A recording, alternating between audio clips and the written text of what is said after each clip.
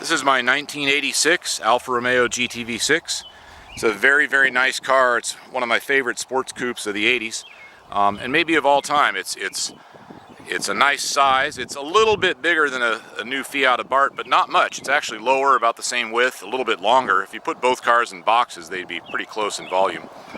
This is also one of the last cars that requires a lot of input from the driver, let's say. In other words, there's no automatic transmission, no power steering, no stability control, no anti-lock brakes. It does have power brakes, but they're not anti-lock. So it's all you when you're driving it, and the transaxle being at the back of the car with the front-mounted engine makes it a little bit tricky to shift, but the car's balanced incredibly well.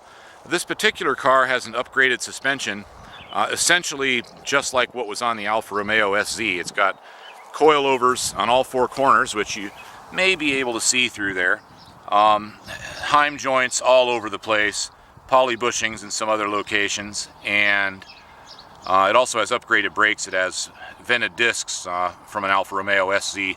Basically, anytime the factory makes an ultra high performance version of a car, it's usually a good idea to look and see what they did, and so that's what we did, and it essentially has Alfa SC suspension and brakes.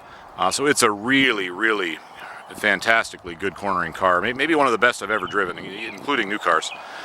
Under the hood, it has an upgraded alternator to handle the extra lighting we've got, and a performance intake system, and a different fuel control setup, which is something that we sell, or you can make it yourself. It's pretty easy to do, and it's worth a few horsepower.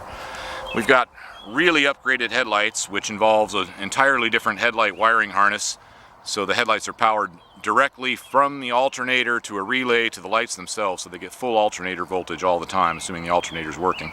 It also has these PIA driving lights, which I almost never use. They're combination driving and fog lights, but these upgraded headlights throw out so much wattage that I just about never take those covers off of there.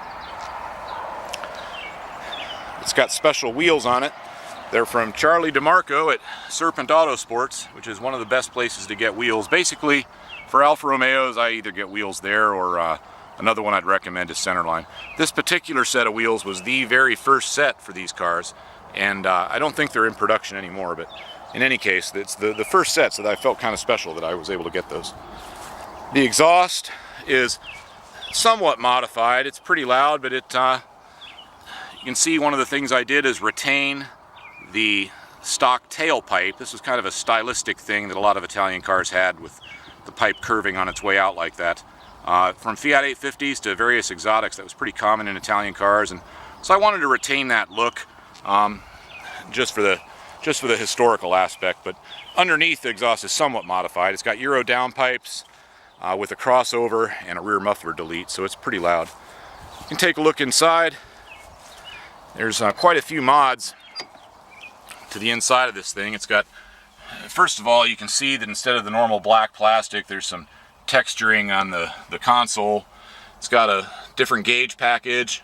That knob there to the left of the air-fuel ratio gauge is for adjusting mixture. It works really, really well.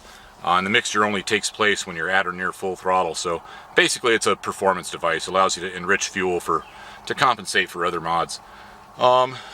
Special center armrest, special seats. Anyhow, I hope you guys enjoyed the video. This is a really nice car, and I get a lot of enjoyment out of it.